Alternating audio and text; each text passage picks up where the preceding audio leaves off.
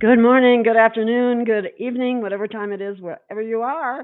This is Gail of Gaia, and this is Free Range, where we graze on wild ideas. And I have a real treat for you today, Miss Patricia Cori, who's a prolific author and as a not only just an author, but she's also a guide, a visionary, and she has a lot to tell us. And she's in touch. She's also a contactee in touch with the Syrian High Council. So let me bring Patricia on. Hi, Patricia. I'm really finally here with you, Gail. I've been watching you. Yes. Oh, you have? Oh, how awesome. Thank you. I have your book, one of your books, and I'm not all the way through it, but I'm very excited about having you on. I think I've listened to some of your shows, and I'm just so much in tune with what you say. It just resonates so much, so to speak. And one of the things that I wanted to start out with, if you don't mind, is you've had experiences with dolphins. And Oh, I love dolphins. I think I've been on an ocean planet in the past, and I love dolphins. I don't know what else to say. Whales too, and I think they're smarter than most humans. um, but that's what? not hard I mean, you told me before we started that you had a sense of being from Sirius B, and of course, that would put, before it ascended the star, that would be a lot of planets that orbited that star, and that's where we get the Nomo, the dolphin human beings that connected with the Dogon tribes. So yeah, that works. Oh, that's yeah. I want to talk about that too. How did that all come about? Would you mind explaining that to our listening audience? You mean how did they connect with the Dogon people? Yeah, yeah, yeah. And then, All right. um, So Sirius. All right. Let's start from the core. okay, Sirius is a tristellar system. okay. Sirius A, B, and C. According to the beings that I'm in touch with, who are now disincarnate beings, they're light. They're just spheres of light, big spheres. um, they explain that Sirius B has ascended to the sixth dimension, Okay. and Sirius C ascended to the fourth dimension and is sort of stuck there. And that star is called Anu, and that gives us a lot of insights into the whole story of the Anunnaki and what Mm. that's all about. So Sirius A is in the third dimension, B is in the sixth, C is in the fourth. So it's a multi-dimensional star system. All right. So what's Wow. very exciting and interesting is that the elders of a tribe of West Africans called the Dogon people uh, carried forward a legend that they were visited by a craft. It landed, it threw out a lake. Beings jumped out of the craft into the lake and swam up to them. And when they came out of the water, they were walking as humans. And they called them the Nomo, or the fish people, which we see in the Sumerian myths. We see it all over the place, actually. Fish, human uh, chimeras, or if you will, or hybrids. But Hmm. according to the legends of the Nomo, these beings told them that they were from Sirius, that there was more than one star. They spelled it all out. They drew diagrams, which are in the um, legend and in the records of these elders from the Nomo. And they were visited, I think it was 1969, they were visited by scientists and astronomers who listened to their tales and then went on to discover soon after that, in fact, Sirius A, which is the star that we see at the bottom of the Orion belt, is that beautiful, glimmering, my favorite star in the sky star, Hmm. and that they discovered another star because as it orbited around Sirius A, this other star, they called it a dense matter star. But the Syrians say what it is, it's the skeleton of what remains of the spiritual being that was Sirius B, the star, because all of the stars are beings, creators, beings. Uh-huh. Everything is creation. And so they all have consciousness, obviously very high consciousness, and they all have souls, and they, like we will leave their body behind, a skeleton. So the Syrian explanation for what they call a dense matter star, and the reason why the scientists were able to identify it or discover it is because when it moves in a certain orbit with Sirius A, it causes Sirius A to wobble. That's when the scientists and the astronomers were able to say, wait a minute, there's something going on here. And the Syrian High Council say that is what remained behind when the soul of Sirius B ascended to the higher dimension. So that's what's going on. Wow. So, in regard to the Sirius plans, what about, a lot of people are concerned about Nibiru. Can you address that issue? Yes. Boy, we're going diving in deep. We're So diving, yes. in my book, Atlantic Rises, Struggle of Darkness and Light, they explain that in great detail. I mean, that book is, whew, that when a star ascends. So, in other words, let me backtrack. We Okay. think of ourselves ascending, and some of us talk about the Earth ascending, but the Syrians talk about our sun ascending, and all of the planets are going with it. And so that's why we hear about all these aberrations and weird patterning and energy shifts on all the other planets as well as ours, because they're Hmm. all getting ready for this ascension process of our star, which is very different than pretty much any other information that anybody puts out. They just don't talk about our sun ascending. So the council that I've been blessed to scribe for have always said it's the sun, it's the star that's moving. We know all about this, we've been through it. And Sirius Okay. C, when it went into its ascension process, um, one of the planets was Nibiru. So people always say Sirius, they think of a planet. No, it's a star. Okay. Okay. So Nibiru was a planet that orbited Sirius C. And when Sirius C went into the transit for the final ascension out of 3D, that planet, because of its karma, because of its energy, it didn't make it into the fourth dimension. It didn't make it. It got stuck behind. And Mm. in very elaborate detail, that book explains how it got flung out of the ascension process, ricocheted back to Sirius A, but it could not hold, if you could try to visualize this. It had so much power. Imagine a planet in that kind of cosmic Condition. condition. And it flung back to Sirius A, and it couldn't hold there, and it started orbiting out and was captured by our sun. So this planet Nibiru, that we also call Planet X, is in an Yes. orbital pattern between Sirius and our sun. And that explains why it goes out and comes in, goes out and comes in these huge 21,000 year cycles, right? Yeah. Uh, it's captured between the two planets. They were Sorry. saying that it causes our a pole shift when it comes into our. Is that true, or and has that been stopped? I mean, I've heard that it has been stopped, but I don't know. I would like to know what you've been. Tell you, first of all, there's a lot of rumors that Planet X is in, or Planet X is on the way, and it's like if a planet was in our solar system close enough to Earth to affect our poles, Hmm. we would be seeing it. I don't understand why people get Okay. lost in this Yes. myth. We would be looking at it, right? Exactly. Okay. Just Good. careening it through. So yes, I think it's very possible that it has been a factor in affecting great shifts in our planetary environment ecosystem, and it very well could have been involved with the last fall of Atlantis. It makes Ah. sense. Okay. A huge Yeah. planetary body that's moving through the solar system. I mean, look at Mercury retrograde and how it affects our daily life when it comes to that time. So, but I do not agree with the storyline that Planet X is in our solar system. We would be knowing it. Okay. And so it's not a problem like some people are trying to say, and others have said that it's been taken care of and moved, and it's not an issue at all. And so basically, you're saying it's not an issue that we have to be concerned about. Is that correct? No, we've got enough things to worry about without a Yeah, planet. really.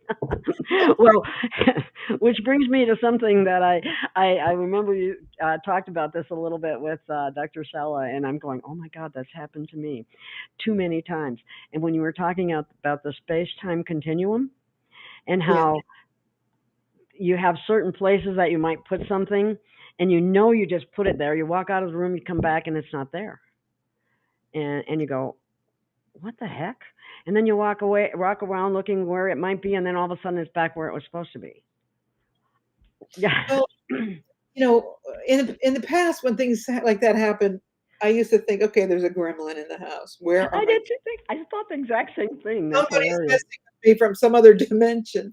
But now what we're experiencing, more and more of us are experiencing, is this completely new phenomenon where you can't identify where you are in time. And I used the example in that interview. I think I talked about the Photoshop in, did I? The Photoshop in Norway, I think you did. Yeah, somewhat. Yeah. um, where you actually have a sense that you've shifted in time and then you come back. And it's not unlike a deja vu experience, but it's Hmm. something new. It's not like a psychic experience. It's something completely different. I'll give Right. you another example, which is in my new book, my last book, The New Syrian Revelation. I was staying in a bed and breakfast, and it was a strange place. It had haunting, so I knew it was some kind of a vortex, because at night I Mhm. would have this man come and sit on the edge of the bed with the heavy breathing. I was like, I've got to find a new Mm. place. Really? But one night, it had on the property, it had the main house where I was, and then it had a sort of cottage nearby that the owner rented the two places. So it had a communal driveway. So one night I was sitting there in the room and I was working, I was writing, and I heard a car come up, and I heard the door open, the classic people talking, and I could hear Italian. So I'm Italian. And I heard Oh. them speaking Italian, and I was listening so intently that I could even dissect that a certain accent, they were speaking with a Venetian Italian accent, which is quite beautiful. So I thought, wow, Italian's great. I'll have to go introduce myself in the morning. There was a baby crying. They were fighting over the luggage, and I said, I'm not going to certainly bother these people now. They probably just got in. They probably just flew in. They're probably tired. Yeah. So the next morning, this gives me the creeps every time I tell this story. Uh-oh. The owner came, and she had bedding and towels and supplies in a basket, and she knocked, and she said, I'm just checking up on you. I'm going to prepare the cottage, and I thought I'd say hello. And I said, oh, your guest arrived last night. She goes, no, they're arriving today. And I said, and then I thought, oops, maybe these people snuck in and got a free day out of this. I better be careful what I say. Mind always goes to a 3D explanation, right? Yeah, exactly. And I said, oh, could have sworn I heard, I'm sorry, I've got to tell you, I definitely heard they're Italian, right? She goes, how did you know that? I said, they came last night. I heard them. They got a baby. She goes, they're coming today, Patricia. And she stomps off with her bucket, or with her satchel, and I followed behind her. And she opens the door, and there's nobody there. It's completely empty. The bedding isn't on the beds. These people never arrived. I'm like, Wow. I seriously heard them. She goes, Patricia, I know you're psychic, but maybe you had a psychic vision, whatever. I Uh-huh. go, so this disturbed me quite a bit. And then that night, exact same time, it's like out of the Twilight Zone. Ding, it's, New, new, new, new, new, new, new, new. and I hear the car pull up. I hear the exact same conversation. I hear the baby crying, arguing over the luggage. I'm like, what's happening here? And off they went, and they went into the cottage. And I thought, okay, this is something. Sorry, I have something on my lip. I go, this is something I've never experienced in my psychic life. I've never experienced this, because what is this? Did I step into the future and come back? Did the time shift? I don't have an explanation for it, but it's Uh-huh. happening more and more to everyone. Wow. It's not Yeah. just a psychic thing. And as I described it on Dr. Sala's show, it's as if we have all these treadmills, that the space-time continuum is a bunch of treadmills all lined up, and some of them are going faster than others. Or perhaps you're on the treadmill, and it slips forward, and you know how that happens? Sometimes it slips back like it's too loose. Hello? I've lost you. Yes. Oh, you're from. An issue on, yeah. There you are. We're having a little bit of a connection issue here on my end up here. It appears. Hmm. So did you hear what I said about Let this, me the shut down treadmill? some more things. And you were comparing. I'm just closing down some things, so maybe that'll Okay, help. I good. don't know why. I've got 3 bars yet, but they're weak, so I don't know what that's all about. But anyway, I still hear you and I still see you, so things are going. Um, Okay, so I Somebody was saying called it a bleed through. Somebody said, yeah. it's one of those things that, I'm a very psychic person and I've been so since childhood. And my mom supported it, so I never had to relearn it, unlearn it, and relearn it. Oh And wow. Okay. never in Cool. my experience until these last few years that I feel like we're really shifting into the fourth dimension and to then move on. Have I experienced anything like this? Because it's it's not like looking into the future. It's just like there's a warp in this time space continuum, and you get something like the Philadelphia experiment, Uh right? huh. Warp in time, you get catapulted into another time and then popped back. But the thing that is amazing is when you have the, unlike deja vu, where you have the physical proof the next day exactly playing out like you experienced it. There's no other explanation that works for me other than you're moving in a warp, in a time warp. How exciting is that? And it's kind of similar to what we were talking about with um, objects, your house being there 1 minute and then gone the next, and you come back and then it's back where it was, and you go, my God, I just looked there, it wasn't there. How come it's there now? How did that happen? Kind of thing. Yeah, Yeah, it's like, is very. something moving it, or is space time shifting? And somebody, Harry, in your comments said it space time doesn't exist. I agree, and I also believe that in the fourth dimension, time doesn't exist. So we're going through this incredible, heavy duty transition.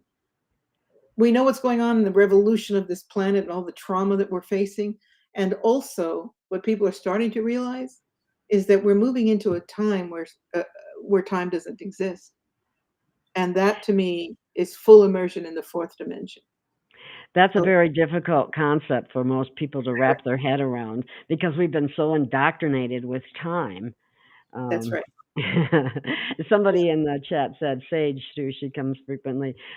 She's happy to hear that someone has had that happen to them because you start wondering, am I getting dementia or Alzheimer's or something like that?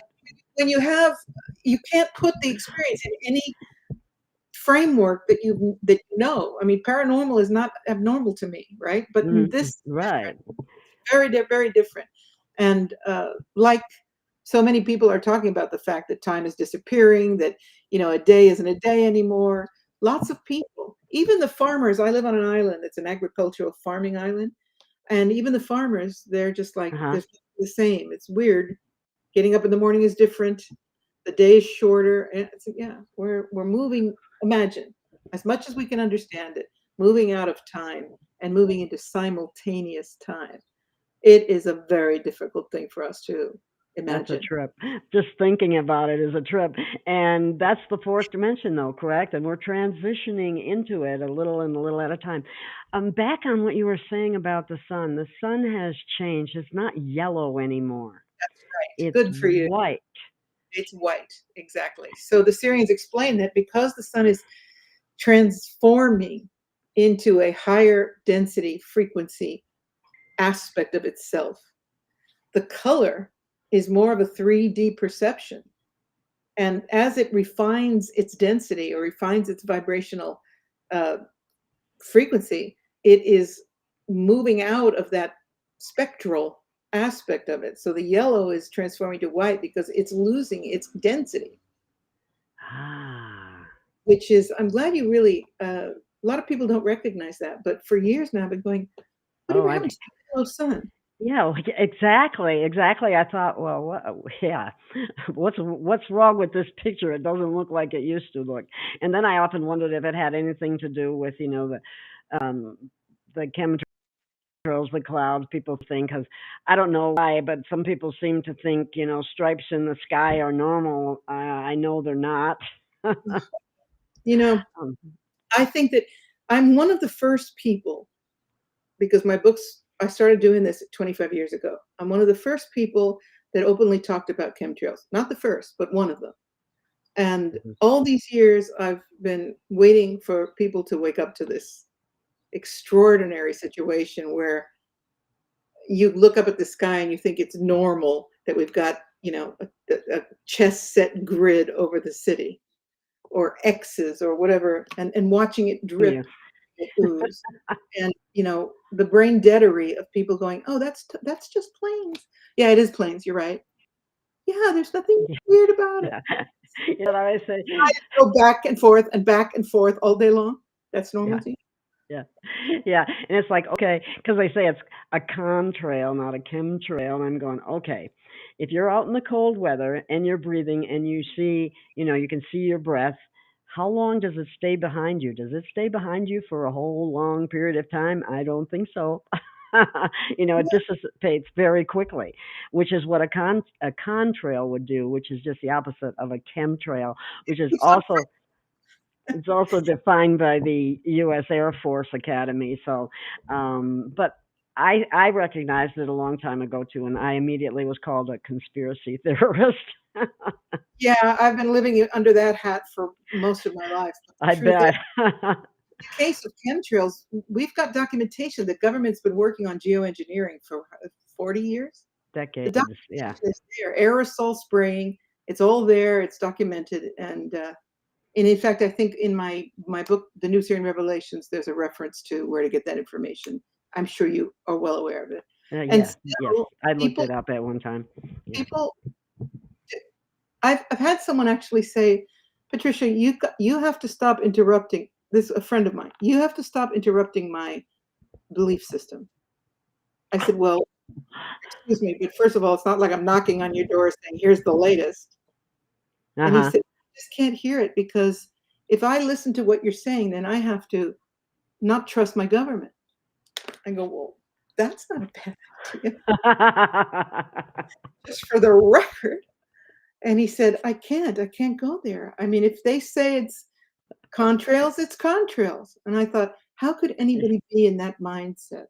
It's foreign to me that someone could blindly defend the untruth, the veil, the narrative, in order to preserve themselves from having to be disassociated from their government.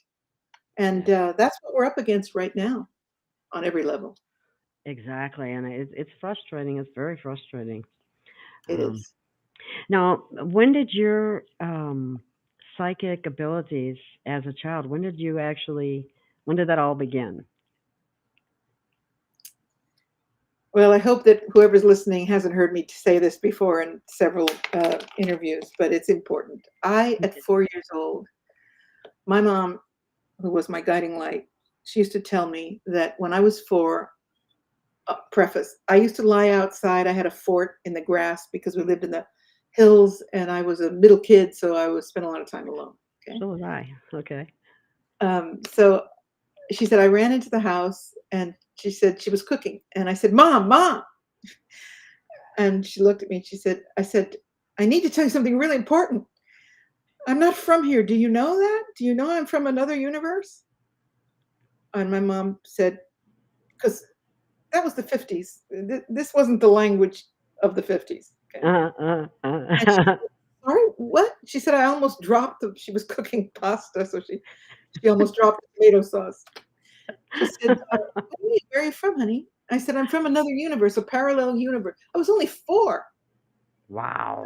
You're not ready to hear this right now, but I just thought you needed to know that, but we can't talk about it yet. And out I ran back to my fort. So it was already then at four that I was bringing forward Wow. this That, connection. I had, like every child, I had fairies and beings talking to me, but these were emissaries from Sirius, and they used Wow. to light on the grass and talk to me, and they used to look like little, almost like little Tinkerbells. Why? Because they had to not frighten me, so they had to take on a morphology that wouldn't frighten a little kid. So I used to sit out there, and my mom said it used to scare her because she'd hear me talking away, and they'd be talking about, our stuff today, galaxies and parallel realities and mirror. My mom said one day she got scared because she heard me saying, "But what do you mean by a mirror density? What do you mean by it? I don't understand."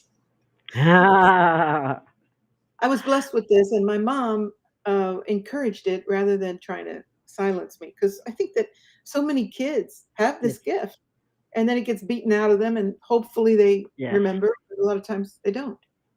So it's Yes. been all my life, and I've been contacted by these serious beings. I think those were the Tinkerbells, and they've been with me all my life. That is so awesome, and I let's talk about the fact that they're responsible for the grand experiment. You've been reading my stuff, huh? Yes, I have. All right. So according to Syrians, the experiment, the great experiment that we are learning about more and more from different sources, that was the birthing of Homo sapiens on this planet, they call the Syrian experiment because they were the organizers of getting 12 different star being civilizations involved, donating their DNA and assisting in this great DNA experiment in the end, which is a very important conversation that I'd like to get Yes, into. I would That too. So that's good. as excited as they were, they wanted to create a super race that would be nested on planet Earth. And they created, with this DNA, the 12 strands, the 12 different seeds of DNA, what they've told me was the Christed Homo sapiens, Christed human being. 12-stranded, fully luminous, Christed human being. Why? Because this quadrant of the galaxy, particularly in our solar system, it's not very light. There's a lot of darkness here. They wanted to create, and I'm talking about spirit, light, Mhm. in this quadrant of the galaxy, which I know sounds very George Lucas, but it's what I got, so it's what I share. It is what it is. Yeah. It is what it So, is. And so um, that the reason that we're still working with the Syrians is because that action of interfering, if you follow me, with pure mhm, creation, God's creation, believing that they could, not unlike our scientists today, yeah. create a better or more evolved being, was, even though it was for the highest intention, the highest good, it was still interfering with divine blueprint, divinity. Mhm. And so that's why they're still karmically bound to the human race at this time. This is one of the reasons why we're still hearing from them. That is what I'm told. Oh wow, because they're kind of like could be viewed as like a parent race almost, like Mhm. they're our But parents. yeah, very much so. Yes. And that, because that was interfered with, when you mentioned the Anunnaki, the planet Nibiru and the Anunnaki, Yes. Yes. that was I was. interfered with. That 12-stranded DNA being was shut down. You know about the junk DNA, you know about the intervention of the Anunnaki with the human race, and that we were shut down and the DNA was scrambled. Mhm. And I mean, and this information came out even before me with Barbara Marciniak, Yes. Bringers Yes. of Yes. Dawn, Yes. really Yes. superb. And God don't make no junk. Yeah, God don't make no junk. And how come we've got 90% junk DNA and 90% of our brain is gray? It's like, you guys that claim to know the truth through science have to come up with a new storyline. That is for sure. I've got a question about the DNA too. I've heard that we originally had three poles instead of two poles. Do you know anything about that? That's exactly what I teach. The Syrian High Council, because I teach DNA activation. I have always, Oh, oh, oh, since I oh, first okay. encountered these beings. And their message is, it's not about the the double helix has woven into it duality. The nature of two is the nature of duality, and that the design of the 12-stranded DNA being is 3, 3, 3, and 3. And that, when you've got 3 strands of DNA woven into a pattern, you've got triangulation, and that's the resolution of duality. And so when I do DNA work with people, it's weaving in that 3rd strand and then creating the tetrahedron, and then another 3 together, creating the star tetrahedron or the Merkaba within the DNA. Very exciting work, I'll tell you. Wow. And you're talking about that happening at the cellular level, right? Exactly. So while Drumvalo was teaching us beautifully about the Merkabic field and how to activate the Merkaba in the auric level, my work is about activating the Merkaba at the nuclear cellular level. And It's I would think that's the level that is going to bring us out of duality.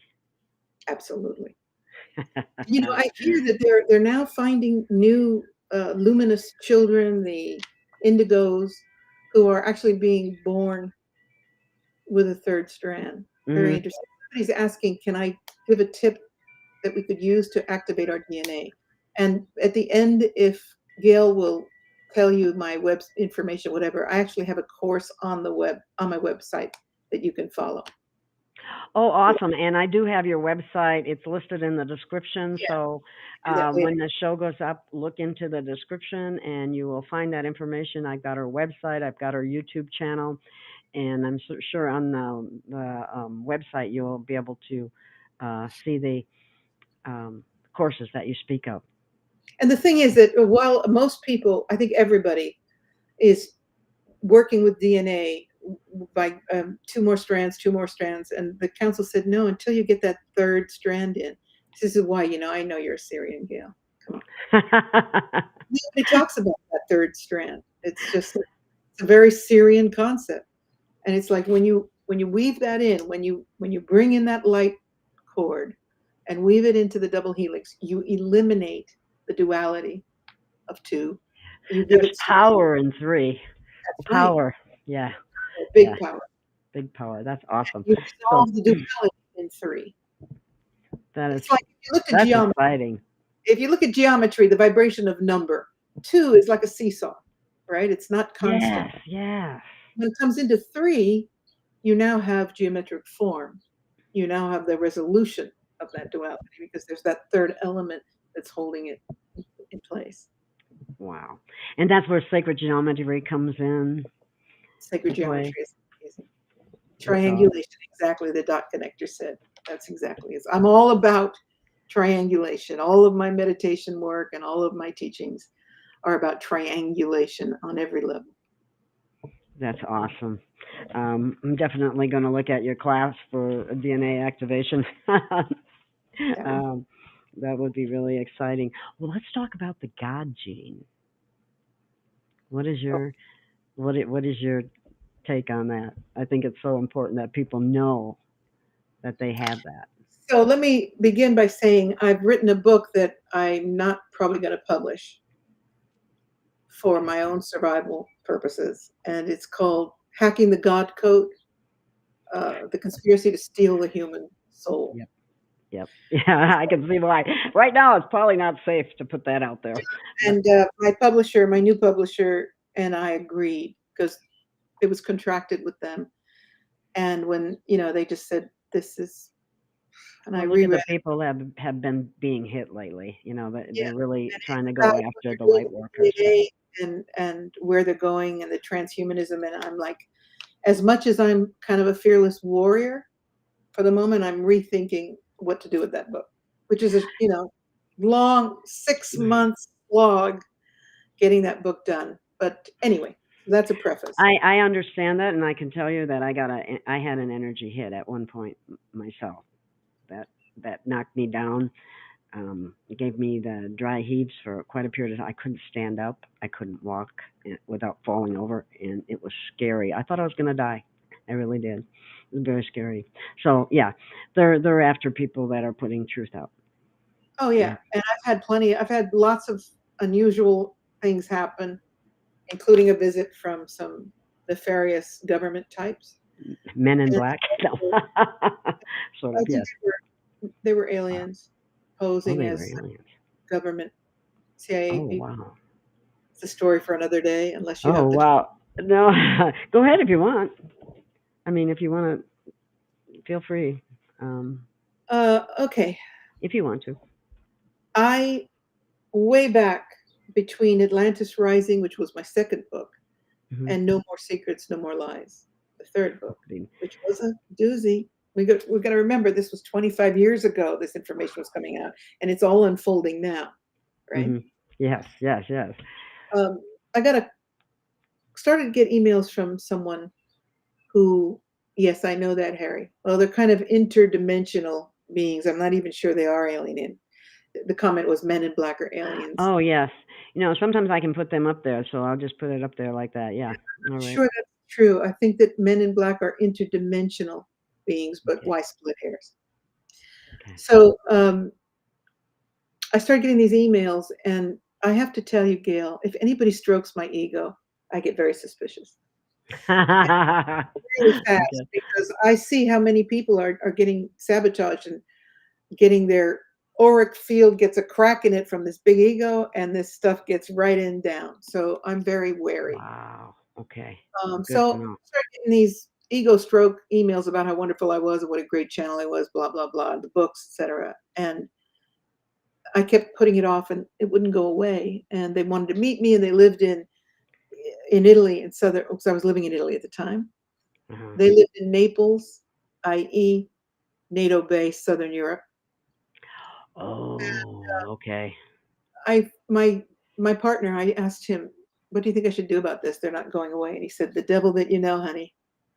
I said, "All right, let's meet these people." So I agreed finally. They said, "Why don't you come down here?" I go, "No, no. If you want to meet me, you come up here." Come to me. Yeah. And we set up a location, and the location was where I knew I could get in and out. I knew the side roads, etc. So if I needed to escape, I could. Good. Good. Good. That's how I went into this meeting. So I asked them.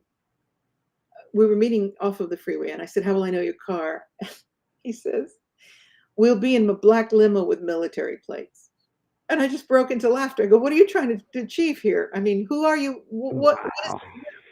He goes, "No, no, no. It's cool. We're good. We're good people. There's good inside the military too." I go, "Really?"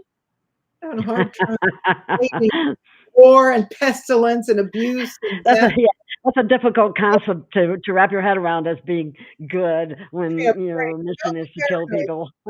He said, "Don't be Anyway. paranoid." I'm not paranoid. I'm a realist, baby. And you're military people claiming to be yoga masters, and you think I'm wonderful, and that's all I've got. So we go to this restaurant for lunch, and he starts waxing effusive on how wonderful I am. And I said, "Look, cut the crap. Why are we here?" He goes, "This not crap. Oh, we're amazed at your channeling, and we want to know how do you receive it." And he kept shifting, morphing, right, from Mr. Nice Guy to this military vibe. By the way, 6'5", blonde. Okay, Oh, it's supposed to okay. be husband and wife, no auras. So I said, Oh, "What does wow. he want to know?" He goes, I just, I'm so curious." Yeah, Nordic alert, exactly. Yeah. Curious, how do you receive this? How do you get it? Is it like a wave? Is it like bubbles? Is it? I just looked at him. I said, um, "It's in the love zone, and you're not in it. So I couldn't possibly make you understand what it is." Oh, wow, okay. So if Did you you hear think that, I'm Sage? tapping The into some love zone. military band, forget it. I'm in the love zone. Make a long story short, the dinner went on, a lunch, and at one point he said something about they want to know. Oh, I said, "Why are we here exactly?" And he said, "Well, Patricia, no more secrets, no more lies. That pushes the envelope." And I said, "So do I have to be careful when I walk off a curb?" And he said, "Well, if they wanted you dead, you'd be dead by now." No. Wow. That was Well, my gee, first. thanks. Wow. I go, "Okay, well, what do they, which would be you, want? You're just warning me? What?" Yeah, He really. throws down a badge. I said, "Who are you anyway? Who are you anyway?" And it's Director, Central Intelligence, Oh no. NATO Wow. based Southern Europe. Wow. Wow. Oh, and I said to him, "Wow, I'm so impressed because I just thought that I was bullshitting myself with these downloads. But if you think I'm so important, I guess I'm not. So thank you for that. And by the way, you're paying for lunch. You're a big Oh, good kahuna." for you. Under the table, my knees were shaking. It was one of the first times I've ever been really terrified. It's like, if this guy's the CIA is coming to see me and basically threat, gentle threat. But it was so weird. They kept shifting in and out of the good guy, good cop, bad cop. Yes. Yes. Finally, I cut it short, and that was the end of that. And then the next year, I was lying in a crop circle because I've been in 300 crop circles in my life to go every year. Okay, Wow. Do you know I'm Patty Greer I by know any chance? Patty. Oh, Yes, okay. absolutely. I just thought, yeah, she's done Yeah, we crop met there circles. actually for the first Oh, time. that's what I was wondering if maybe that would be possible. Yeah, Okay, in that's fact, cool. I was in one of her films. So I'm lying in this crop circle in this euphoria, and all of a sudden I look up, bam, there they are, standing over me, looking down. It was so eerie because I had been out of body, right? And so here I am on this crop circle, spacing out, and they were standing over me. They're really tall, looking down at me, and the sun was behind them, so their shadow was cast over me. It was right out of the Twilight Zone. Wow, it And sounds like it. I felt like a bug at the bottom of a test tube. Yeah. Okay. I go, "What are you doing here?" And they're like, "Oh my God, Patricia Cori. Oh, this is so amazing." I go, "What are you doing here?" "Oh, it's just, well, we're here for the crop circles too, blah, blah." For 4 years, they appeared every year when I was there at the crop circle. And the last encounter I had with them, I was standing on a bridge in Marlborough, crop circle country, with a friend, and it was a very narrow bridge. One car only could pass over it, like cobblestone on this old England, right? Hmm. And on Hmm. the other one side of the bridge was an old parking lot, no cars. And on the other side was this little road in the town. Okay. So my friend and I are sitting there just because we were going to have lunch, and there was she was showing me, "Look down there. There's a picnic area. Let's go down there." I said, "Okay, okay, but look at these ducks." And somebody back from behind bumps into me, and she was looking straight at me. There was nobody on the bridge. There was nobody on either side of us, right? And then all of Wow. out of nowhere, bam! I turn around and there they are. Oh, And she wow. said, "Patricia, I was staring right at you. They came out of nowhere." I go, "They stepped out of another dimension. Holy shit." So Wow. in that encounter, I was like, okay, so these are aliens working for the government or what? But whatever this is, I did not feel curiosity. I did not feel, the researcher part of me wasn't like, what an opportunity this is. I didn't want them in my space, right? And I just Mm. said, if you do not leave me alone, I am going to expose you. And I'm like, why are you so hostile? I go, read my lips. This is the last time we're going to have an encounter, okay? Because I will expose you. In fact, you can count on it. And so I've been telling the story because of it, and they're gone. Wow. They don't like exposure. That's for sure. No, but Wow. it's so yeah. I've been having those kinds of experiences, and recently I got mega zapped. So the new book will put me. I don't want to fall off a boat, right? Okay. So I'm being careful, and that doesn't mean I'm going to be silent because I don't know how to do that. I But I don't will. either. I don't Yeah, either. I'm trying to be more careful, like even to try to keep my shows up so that people can. What good does it do to do a show if nobody sees it? You that's know. right. And the idea is to try to educate people or give them information that may be helpful to them in any way. And uh, yeah, I understand that I think completely. the challenge of for us truthers is to outsmart this thing because it's dangerous. It's not just they're going to take down your site. I mean, Dr. They can Cori may actually, be on a yeah. plane. Just like I said, I had an energy hit. There was nothing normal about that. Yeah, I had I one thought I too. was going to die. I really did. Sorry you had to go through that. Yeah. I had one too. I thought it was food poisoning, but I had a bad experience. That's what So somebody tried to tell me that it was probably food poisoning. I said, no, I hadn't even eaten anything recently. So yeah, did it you get wasn't, hot all of a sudden and go down? yeah, it was too quick for that. It Yeah, was, yeah, me too. Yeah, I sprained my ankle for 3 months. I couldn't walk. It was no fun. yeah. However, I am not going to be in fear. I'm going to just be smart. And this book, um, when I said that one, push the envelope, that was child play. So, I mean, in this book, I just laid it all out, naming names, and it's just not smart. So I'll figure out how to get the information out another way. Yes, that's what I'm always trying to do too. Because I do feel like I'm on mission here, and I'm doing everything I can to bring people forward, like yourself, that through their experiences and information actually can help people understand what's really going on now. Now that we have um, full understanding ourselves, but um, I think you, because of your psychic background and experiences from childhood, without it being hindered by your mother, which is absolutely awesome. Um, Yes. it just keeps it in place and makes it very powerful. So And we need to instill a sense of empowerment in people. Otherwise, we have no purpose in doing what we're doing. that is So so true. there are a lot of people that are, yeah, they're bringing forward truth, but they're scaring the bejesus out of people, and I don't think It's that's not helpful. healthy. Yeah, it's not My healthy approach at all. is, let's look at what's going on and what we can do about it instead of just like, this is what's happening. Oh my God. Yeah. Um, and scaring people to the point where they shut down because that's antithesis of what we're trying to do here. Exactly. So I kind of look at it like we want you to be aware because awareness is important because then we can shine the light on it, but don't focus on it and don't keep, you know, don't give so much energy to it. Just Don't wow. give your Okay, power. I'm glad. Yeah, Exactly.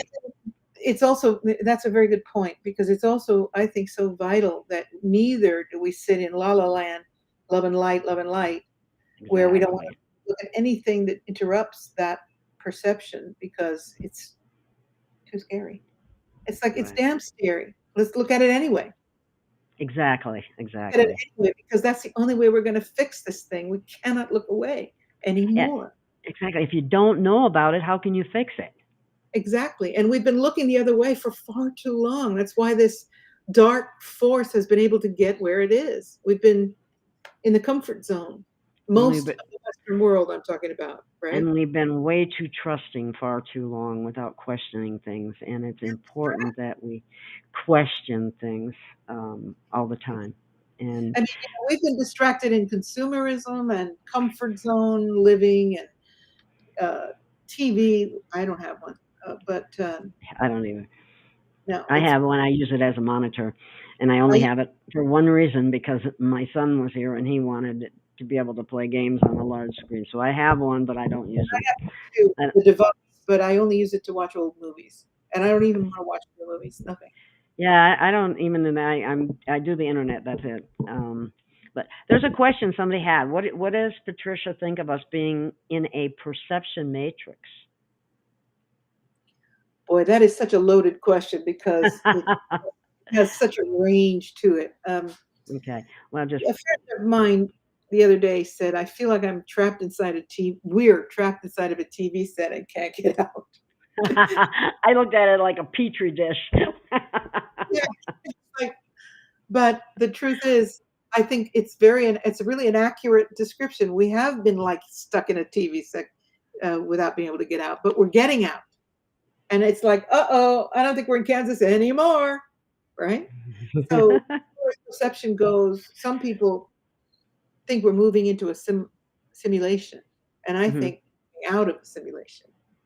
I think a lot of people are trapped in it, and they've turned up the frequency. So you've got the most insane behaviors that I can't. Yeah, it's the Truman Show. Exactly. Yes, I have yeah. Thank you for bringing that up, Soul, because I remember I was trying to think of the name of it. I was seeing Jim Carrey opening the door and finding out, once and for yeah. all that he's on. It's We're a at that show. point now where awakened people who we are, have opened that door and gone, "You mean this is a stage set?" And there are people still back in there, swimming through the whatever he was going through to try to get to the other side. Oh, that's a great comment. We're going from Kansas to Shambhala. So my Oh, good. idea is Yeah. breaking out of the my whole mantra is beyond the matrix. That's my name of my program as well. And that we are moving beyond the matrix. And so this new perception is we're just getting started here. We're just getting started. And one of the aspects of this, and no matter how 5D or higher you believe you are, we're just getting started because the outer world is part of you as well. And that is mutating to such a hysterical extent that every day you watch it and just it's uncanny, unbelievable that it's mutating the way it is. It's almost like Yeah, some in slow motion. Yeah. really funny kind of. Yeah, I see exactly what you're talking about. That's funny. That's a good way. What? As far as the question, what is the my perception of perception? It is that we're moving into a much less density, and being able to attune to the scent of a flower like we never have, the buzz of a bee, the outside of all the heady stuff that we're all concerned about 24/7. It's, in my opinion, and I mean humble opinion, it's that we're starting to be able to refine our perception, to be able to look at a bee, watch its process, and be involved. And yesterday or a few days ago, I had a bee in the house and it was banging itself against the window. And I said, "That's not where you want to be, bee. Back there." And whereas I've talked to bees before, this one went, as soon as I'd go that direction, it did a 45-degree turn in the air. I have never seen anything like it. It absolutely was responding to my message. And I thought, wow, isn't this what higher perception is about? That's just what it is. It's more simple than we want it to be, than we think it needs to be. That's exciting. Communicating with animals and even insects, and bees of all things. That is just too. That's awesome. Yeah, I mean, Oh. and for people that ask that kind of question, it's just consider that. Pay attention. What are the animals doing? Because I think they're also accelerating. And I think interspecies communication is changing and that it's all part of what we call the higher dimensions. It's so exciting. And while this, Truman Show is playing out and everybody's all hysterical, um, real awareness to me is taking the time to look at the design in a flower and go, God, there's the Fibonacci sequence in here, or um, look at this butterfly.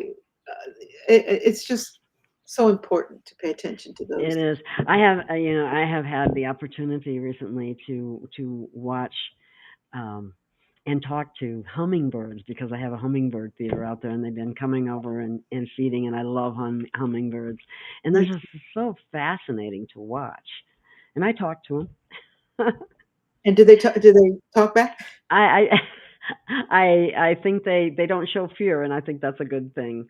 Because when I would walk out before, they used to fly off and be scared, and I'll stand there and say, "It's okay, I love you," kind of thing.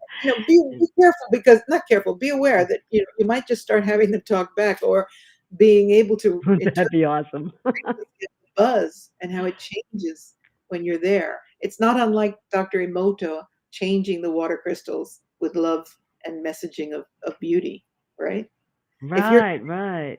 those hummingbirds, at some point they're going to acknowledge you, and it might be something that, as you're refining your energy, you'll be able to hear the shift in the buzz. This is what I think Uh huh. Uh huh. ascension is about. I would have to agree because I've noticed the buzz because hummingbirds make a buzz. Oh yeah. There's a sound. Yeah, yeah. And that's fascinating. What's fun? It's like the best of times and the worst of times, but we want to focus on the best of times and get people to feel empowered and happy and be happy that you're alive during this transition period. It's I'm so glad you beautiful. said that because very few people are actually happy right now. And No. it's not easy to be happy right now. However, it feels like this is what we came here to learn, how to be so present, so completely content just to be alive, that whatever the outer world is doing, you're still in that fulcrum point where you acknowledge it because it's important to understand it, because you want to affect it in a positive way. But you're not pulled, you're not tethered by it. And that by standing in that light and that happiness, which it's become almost a bad word with people. I mean, think about it. If you ask somebody if they're happy, a lot of people are going to say happy. Happy? How can you be happy in a world like this? I've had people actually say that to me. And I I go, believe well, that. it's your choice. It's your choice if you're going to just, because it doesn't make any sex to me. Sense. That's a Freudian slip. Sense. Any sense to just go through a life of misery and get to the exit point and go, wow, what a bummer. I'm not going to do that again. It's like, no, I came here to see those bees and smell those flowers, this Garden of Eden, and to be with the dolphins. That's why I live where I live. And to connect with people like you, Gail, and people Thank that you. are obviously in your audience, and know that there is immense beauty.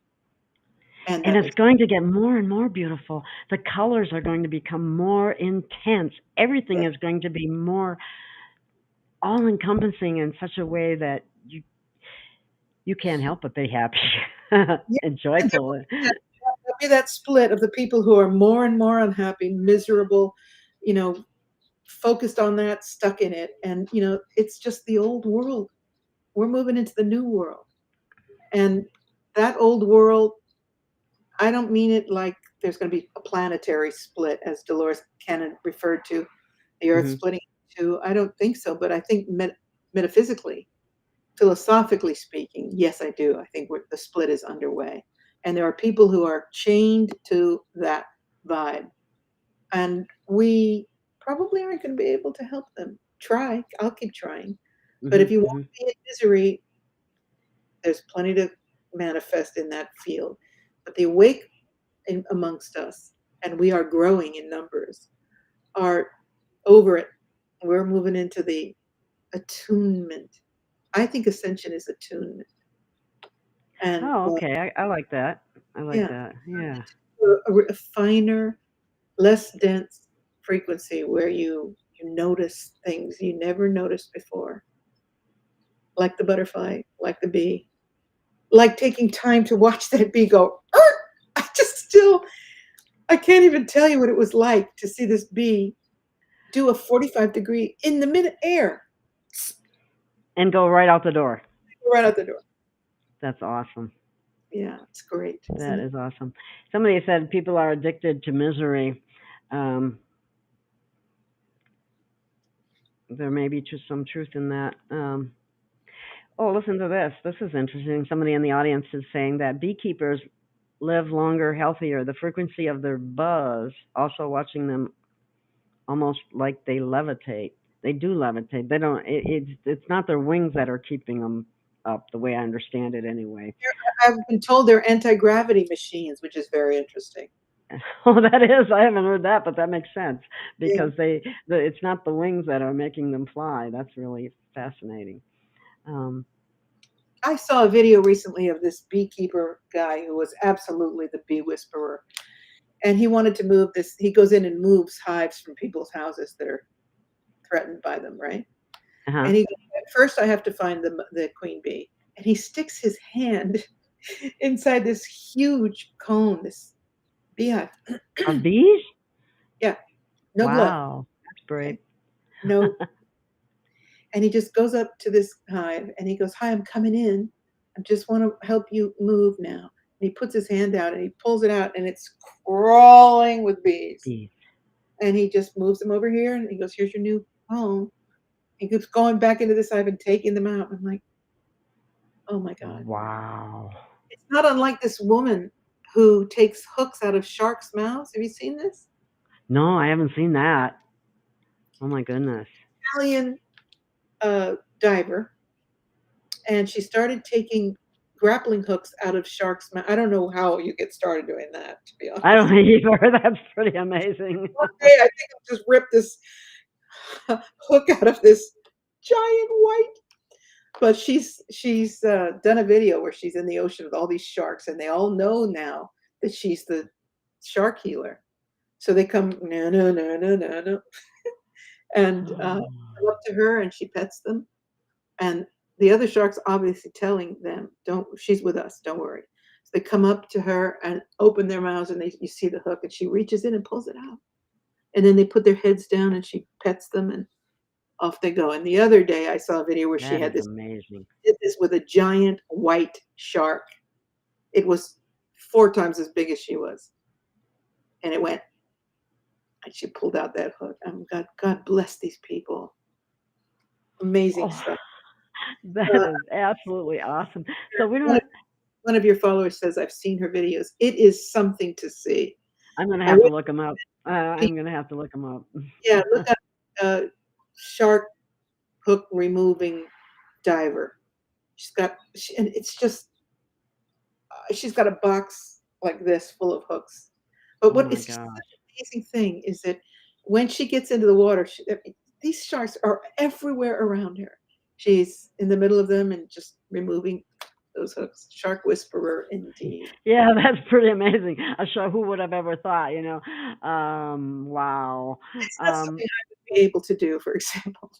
yeah, I would have trouble with that, just like poisonous spider or something like that. I would have a little trouble with that If too. I was under the Um, water and a great shark, a white shark that was the size of a football field passed overhead, I would probably have a heart attack. Attack. I probably would too. Uh, but oh, somebody said this. This is interesting thought. Look at that. Maybe in the past she was a mer person.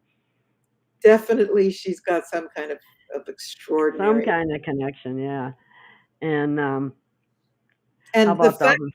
that they come to her, I mean, it's almost like she's a Zen master, and her followers, the cetacean followers, come, and the sharks, they all come to her because they feel that she's a master. That's how it looks, Yeah, yeah. and she's I there with her little. She's got steel gloves on, right?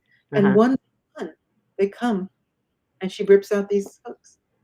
It's just a remarkable thing. That's absolutely amazing. Somebody's asking about dolphins being healers. Now, something that I saw just recently, and I don't know if it's because I know that you swam with dolphins. I envy that. I would love to be able to do that because I have a connection to them somehow. Anyway, um, there was a woman in the water with dolphins all around her, and she was pregnant. She had the baby. No pain, nothing. I have They heard about dolphins.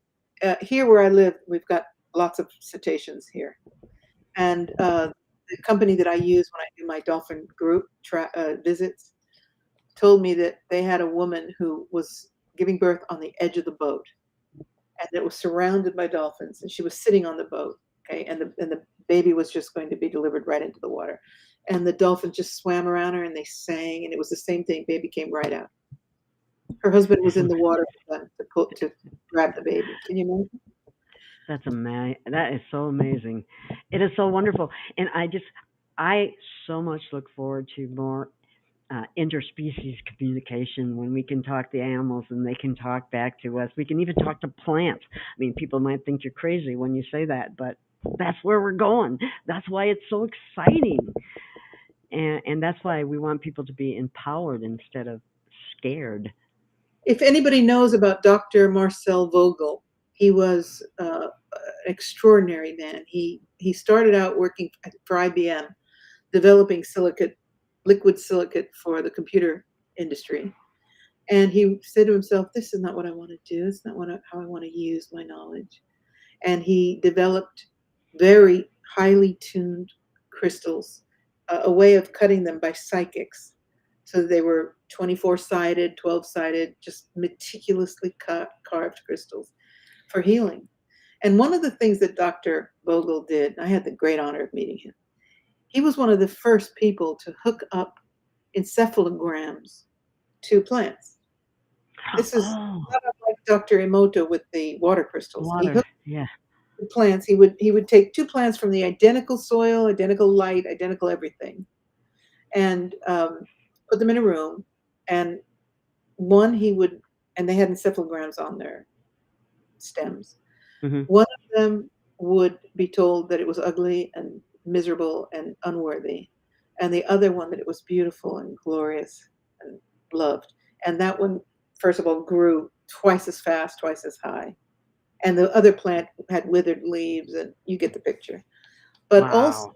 he did tests with the encephalogram, and he would do things like cut a leaf off of a third plant. So in other words, he'd have a test plant in the room, and he would Hmm. cut a leaf off of it, and the encephalograms would go berserk on the other two plants. And he decided that that was too much human intervention, the act of cutting it. So he Hmm. designed a machine that would drop, like a robotic, that would drop, because he was a genius, drop an egg in boiling water with a timer so he wasn't touching it. And when that egg fell into the water, boom, the plants would go berserk. So I don't Wow. think that we're far away from being able to speak to plants. I mean, I do. You should see my house plants. They're all huge. I have to cut them out of the way almost because they're loved, and I every morning I talk to them. Yes, And I play music to mine too. yeah, And I think they really like it. Which love brings us to another subject. Well, I don't know how people are very defensive about this. What um, what style of eating do you do you think it matters? it. That's an interesting way of posing. Yeah. Well, I'm thinking of, when I said something about being better to be better vegetarian than killing animals, and I got this. Well, you need to read The Secret Life of Plants, and plants scream when you cut a, and so on and so forth. And so Right. I'm going, oh my First God. of all, Well, there the is only, no way to do this without something losing on the other side. But I'm a vegetarian for 30 years. okay. And um, the way that I justify eating plants is, first of all, most of them, in the case of fruits and vegetables, if they don't get eaten, they rot, die. Okay. So that's an interesting aspect. It's like, I bear my fruit, but if you don't appreciate it, if no one takes it, I will die. It will Hmm. die. Well, So that's one. there are some that are fruitarian because the fruit will fall off the tree or you can pick it. It doesn't hurt the tree that, or the plant or anything else. Whereas, but Exactly. also as far as plants are concerned, it's my understanding that they actually have a blueprint in their collective, and they're a collective. Um, anyway, that's how I understand it. They're Um, constantly regenerating. I mean, if a cow dies, it's not coming back. If you're eating a exactly. steak and you're part of that cow's suffering and death, it's permanent. But with a plant, if I always ask permission. When, Hmm. I've got food growing in here, and I ask permission. And sometimes I have a funny story. In my house in Rome, I had this giant fig tree, and I asked. I was always ask. And one day I went outside and asked, "May I have some fruits of thy bounty? May I have permission?" And pow! 6 figs just fell on my lap. I go, Oh, "Thank that's you." amazing. Just all at once together, they just fell down when I asked. So my answer to that issue is there is no. I agree that even plants have soul. But when I ask permission, knowing that if it doesn't get eaten, it's going to die anyway, I find Hmm. comfort in that I'm honoring it and it's giving me sustenance. And then I, in turn, give it more nutrients, more light, more love. I feel okay with that. Yes, and um, that is that is such an important thing, I think, and that's going to be people are going to realize it more and more as time goes on. Um, Yeah, and but Amy in comments says it continues by nutrition to us. They will keep regenerating, and that's the point. They keep regenerating for the life of the plant, but not because you cut off a piece of broccoli, because it has a cycle, and when that cycle's over, it has to be reseeded. It has to have its season.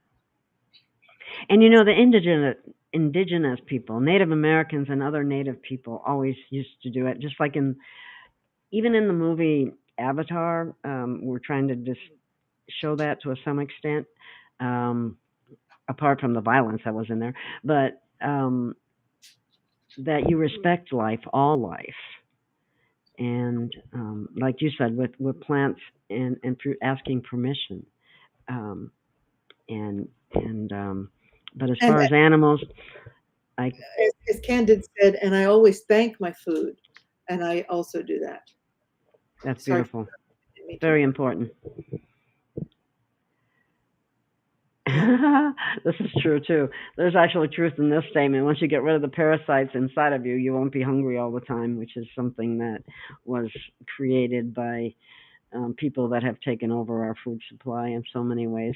So when people get back to smaller farms and growing their own and so on, when they become able to do that, it'll be such a much better world.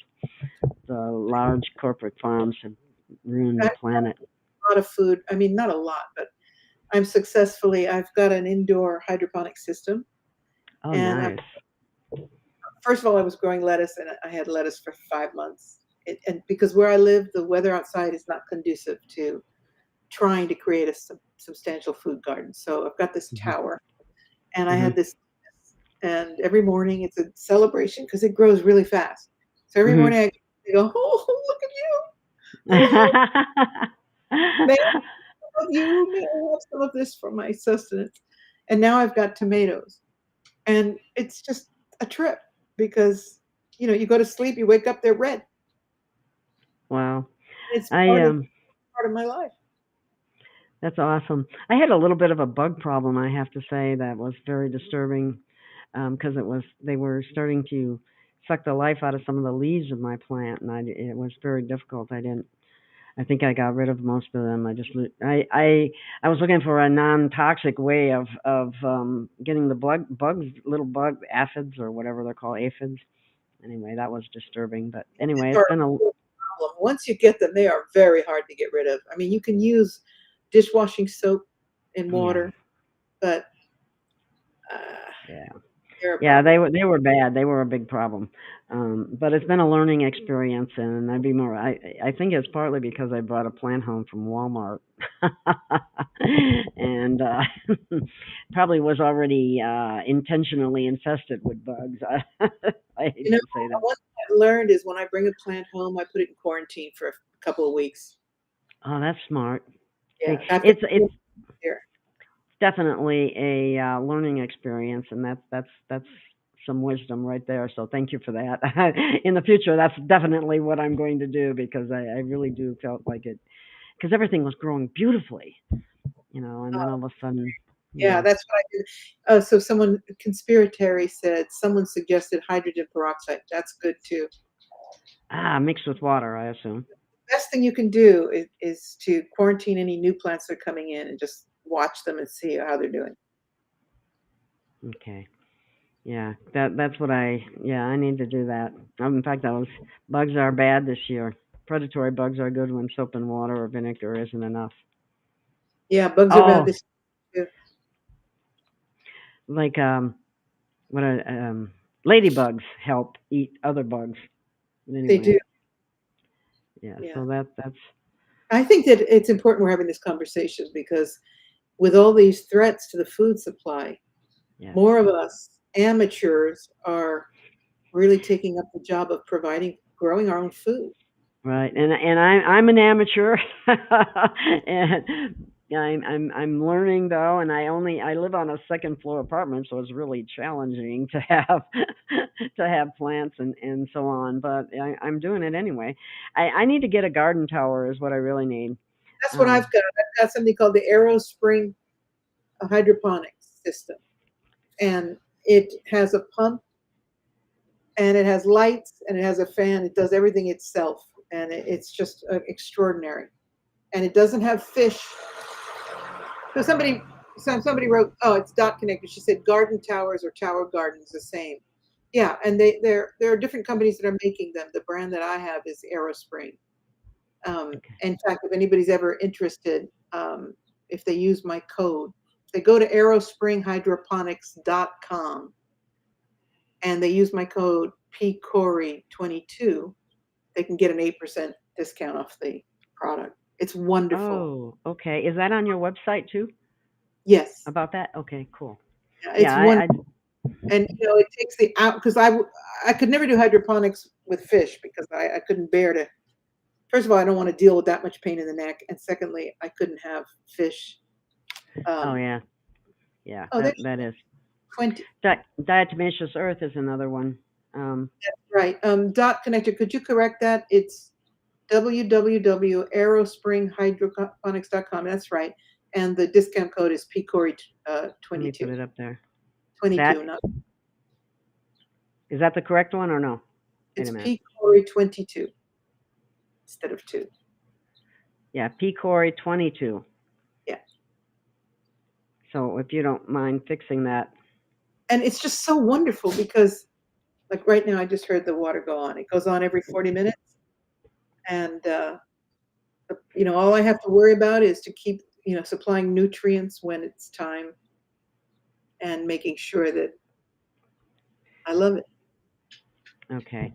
So let me write that P. There you go. That's right. 22. Yeah, there we go. Okay. Discount code, put a space in there, and then PCORI 22.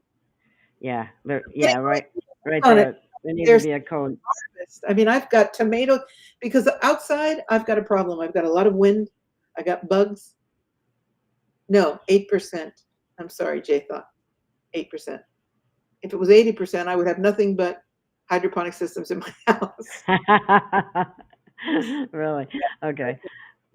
So PCORI 22, that's the correct code, right? And I'll tell and you then what, she got it down here too. it really solved my problem because I have winter. I've got lots of, it's an island. I have major wind here and major rain. So all through the winter, I've been eating fresh salad, fresh tomatoes, and Nice. in walking over to this tower and plucking your food off of it instead of going to the grocery store or trying to grow it outside. It's a trip. Oh, that's awesome. 'Cause, it's not as easy to grow food in Arizona, which is where I'm at right now, as one might think. It's so dry and it's so hot that it has a tendency to shrivel your plants.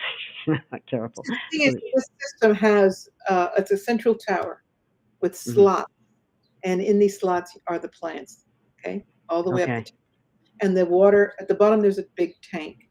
And the pump pumps the water up the central tower, and then it trickles down so that the roots get constantly watered. Just the roots. Oh, that's awesome. Yeah. I'm going to get one. If I can get one when I can, I'm going to get one. I like that idea. With apartments, because you can have it in this balcony, you can have it indoors, but it'll solve your problem. Good. Okay, how many would you get per family? They're not cheap, so I personally have one, and I think I'm going to get another one. Okay. But check them out and see if it's for you. What's a ballpark figure?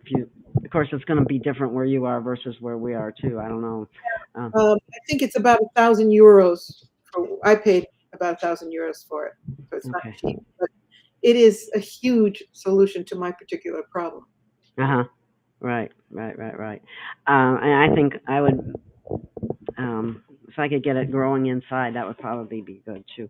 I'm lucky. I'm very fortunate because out in back, where on the patio that I have, there's a huge pine tree which actually gives some shade that helps. Otherwise, I think the sun would really. And I'm not against the sun by any means, but it gets very hot here, and plants don't want that. They don't like it that hot. That's for sure. great thing is that first of all, you're not constantly using new water, which is another important factor. It keeps processing the water that's there. I mean, you have to add to it, obviously, as it gets taken up by the plant, but it's a self-sustaining system. It's just fabulous. That's Girls, awesome. sorry, my dogs are activating. Oh, that's okay. Yeah, sometimes mine, she's sleeping on the couch now, so that's a good thing. Well, let's see, where can we go from here? Um, We've covered a lot of topics, eh? yeah, we sure have. I've listened to an interesting topic. I'm not sure. Um, have you heard of, or have you ever gotten any information about Sophia? The Sophia Code. The Sophia. Well, I just recently heard something by Harold Kautz. He used to be a Harold Kautz fellow, but now he's just Harold Kautz. And he talked about Sophia being um, the original mate of Adam. It was very interesting. I don't know about where. No, I don't know anything about that. Oh, okay. Well, we'll just pass on that topic, and maybe I'm planning on having him on eventually, and maybe we'll find out more about that at that time. But oh, this is interesting. Somebody brought this up. God, I don't. Oh, oh, conspiratory. That would be absolutely awesome. She has offered to send. She has something that she doesn't use, and I will definitely send you my address. Okay, so let's see. Where do we go? Somebody wants you to talk about your experience with the dolphins.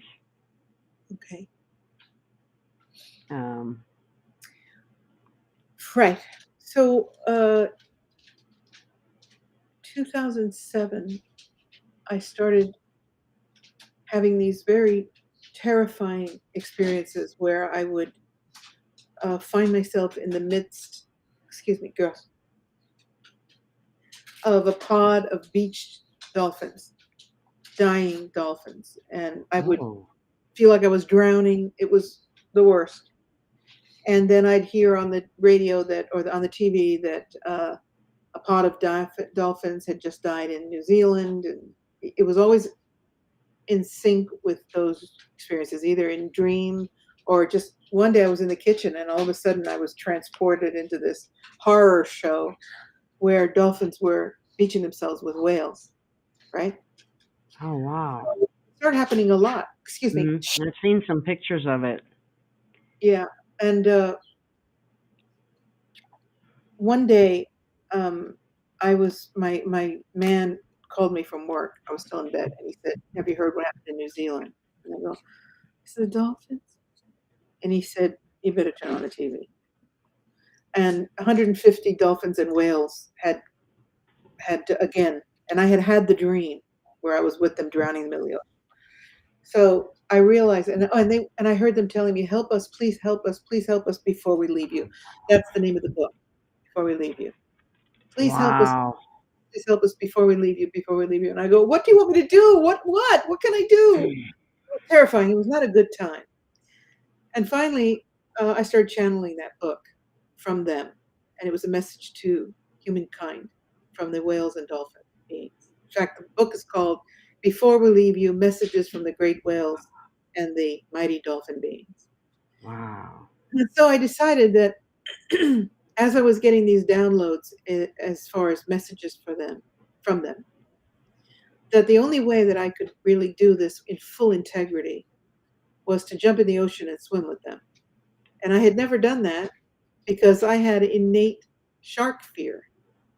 Why? I grew up in California. Everybody was getting eaten by sharks. I know that's pretty scary. Yeah. And so I thought, well, this is my opportunity to face my fear, which is what I tell all my readers to do.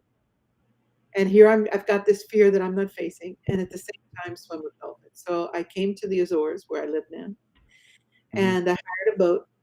And for 3 days I went out and there was nothing. And then the fourth day they said, "Suit up, Patricia. We've got a pod of 250 bottlenose dolphins. They have them here, but they're not the most common dolphins here. They're big, right?" Mhm. And Wow. I went, oh my God. And they said, we've got about an hour ride. I go, will they still be there by then? And they said, apparently they're in repose. So we're going to do it. We're going to head out there. So off we go. And I had asked all of my readers if they had messages for the dolphins, a one-line sentence to send it. And I got rice paper scroll. I mean, this is who I am. I got a rice paper scroll, and I got squid ink and an old-fashioned pen. And I wrote out these messages for people on this roll. And they were messages like, don't give up on the human race. We love you. Please don't give up on us. And we love your beauty. We know you're ET. All these wonderful messages. Please don't give up on us. That was the most common one. Don't give up on the human race. We love you. We're with you. Oh, Those, that's awesome. That's almost making me yeah. misty-eyed. All right. So Mm. when we got there, I looked out, and there was, in fact, an ocean full of dolphins. They were in repose, very rare. And Wow. all I saw was fins. And some dolphins leaping, but lots of fins. And I just panicked. I had never, I mean, you're asking me to jump off of a freaking boat in the middle of the Atlantic Ocean, right? I would have a little fear on that one. Yeah. Now that I got here, and he goes, look at this. This never happens. It never happens. Go for it. I was like, there's a lot of fins. I see a lot of fins. Are you sure those are dolphin fins? Shark fins. I mean, he goes, dolphins don't usually swim with sharks. I go, oh, usually? Did I mention that I'm not usual? I'm not usual. So it's right in with me. I'm not usual. And this guy, if you don't jump in, I'm going to jump in because this is an unexpected wonder. Go for it. So I jump in. I had the scroll tucked in the wetsuit. Okay. And I jump in, and I'm just surrounded by these dolphins. I can't even explain to you. Never before having been in the deep open ocean, and never before having swum with dolphins, I was just like, all right, I don't mess around. I don't work up to this. We're right in the middle. And when I first got in, I was having trouble with the snorkel because I had no experience, right? And this Huh. dolphin, I'm in the middle of orientating myself, and this something hits me in the arm. Pow! I go, that's it. This is a shark. It's coming back to rip off my arm. And it was a dolphin. It hit my arm, and then it moved down my body, and it jumped out of the water. The captain said, I've never seen this ever happen before. Jumped out of the water, jumped right back in next to me, and went, and swam away. And at that point, I saw two dolphins in front of me. They were sentinels, right? And they were like, and they turned their heads to look at me. And I pulled out this scroll. And because it was rice paper, which I did deliberately, it melted in the water. So I pulled out the scroll, and I'm like, and all of this love melted into the water. Okay. Oh my Don't give up. gosh. We love you. You're beautiful. We trust you. We know you're ETs, all these messages. And I just put it in the water for them. And I was looking, and all of these dolphins came out of, I mean, they just came up to me. They just came from everywhere. They didn't even look like they were wild. They were showing me their babies. They were swimming. And it's like Oh the my God, what an fear. experience. It was like, let me show you your fear before you enter our pod. So when it hit me like that, and it taught me, don't be afraid, right? Uh-huh. And that's how it opened up. And then the messages, and for 2 hours. Some people don't believe me, but I have no reason to lie. I was in the water with these dolphins until the point that I actually thought I was going to drown. I just couldn't swim anymore. And I didn't want to get out of the water because it's absolutely rare that you're going to run into 250 dolphins that aren't going anywhere. They were just in repose, right? Wow. And after that experience, there can be no question in my mind that, first of all, they were tuning me up. I could feel the Energy. pulses, right? No, Hmm. they're tuning me up. That's what they're doing, right? Wow. Echolation. And they just loved me, and they just stayed with me until I told the captain, you better come and get me out. In fact, one of the helpers on the boat, at a certain point, she jumped in because she thought I was in trouble. And I can say that I was in such bliss that I felt like I was going to swim right out of life, swim away with them out of life. And I still think Wow. today that would have been a great way to go. I mean, as far Oh my gosh, yes. as swimming away with the dolphins into the next dimension. Oh So wow. They that's are my first experience and my best experience. And then every year until this ridiculous constraint that we're in, I bring mhm. people here and I take them out to swim with dolphins, wild, wild dolphins. Wow. Just this is for you, Patricia. um, Oh, thank you. and I can't thank you enough. This is absolutely awesome. I love dolphins and I love whales too, and it hurts me to see what they do to them. Some some Just a people. couple of days ago, the people that I work with here when I do my tours, Hmm. they spotted a white humpback whale. Wow. There's only one in North America, North Atlantic, sorry, Ocean, and it came right near the coast here.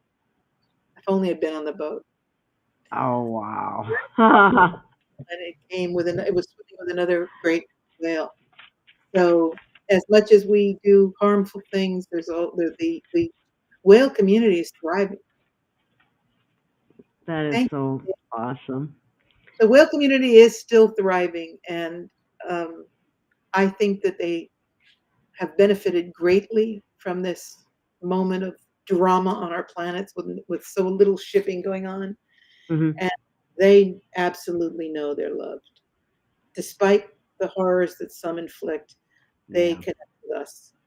We love them for a reason. Yes. Connect, Yes. right? Yes. Yes. Yes.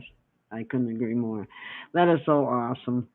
Well. And never seen a dolphin or whale or ever swum with them, still love them. It's within us. It's a remarkable thing. Okay. Well, um, I think we have an extremely exciting future to look forward to, even though, but we need to stay in the now and experience our joy, and focus on what we want and not what we don't want. Do you have any other comments that you might like to make? I did just think of another question, but I just want to go there or not.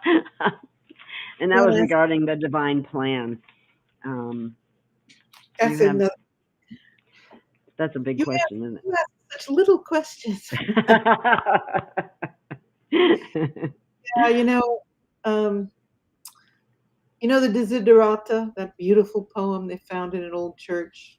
It says, despite its sham and drudgery, it is still a beautiful world. Strive to be happy. And Oh, my, that's I love beautiful. that. And I feel that I'm getting goosebumps from all the wonderful comments. Thank you, guys. I feel that